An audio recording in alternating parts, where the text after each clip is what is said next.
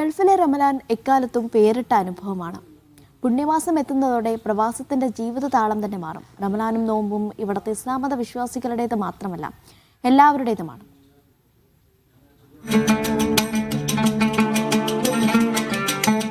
റമലാൻ എത്തുന്നതോടെ ഗൾഫിൽ എല്ലാം മാറും. ജോലി സമയം മാറും, സ്കൂൾ സമയം മാറും. എല്ലാവരും ഉറങ്ങി എഴുന്നേൽക്കുന്ന സമയങ്ങളിൽ വരെ ആ മാറ്റം പ്രകടമാകും. ഇവിടെ എല്ലാവരും നോമ്പുകാരാണെന്ന വിധമായിരിക്കും നിയമങ്ങൾ.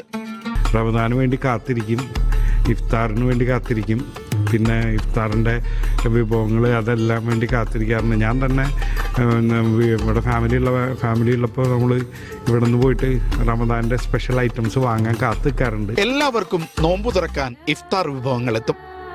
പള്ളികളിൽ മുതൽ വഴിയോരങ്ങളിൽ വരെ നോമ്പുതുറ വിഭവങ്ങൾ നമ്മെ കാത്തിരിപ്പുണ്ടാകും. ജാതിയോ മതമോ ആരും ചോദിക്കില്ല. ഇഫ്താർ പാർട്ടികൾ കുടുംബ സംഗമങ്ങളായി മാറും. പാതിര വരെ നീളുന്ന സുഹൂർ സംഗമങ്ങൾ പ്രവാസ ലോകത്തെ നോമ്പിന്റെ പ്രത്യേകതയാണ്.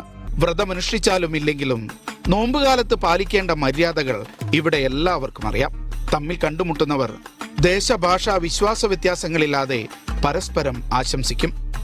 റമളാൻ കരീം, ഉദാരതയുടെ പുണ്യനാളുകൾ. യാസിർ അറഫാത്തിനൊപ്പം ഷിനോദ് ഷംസുദ്ദീൻ, മീഡിയ 1, ദുബായ്.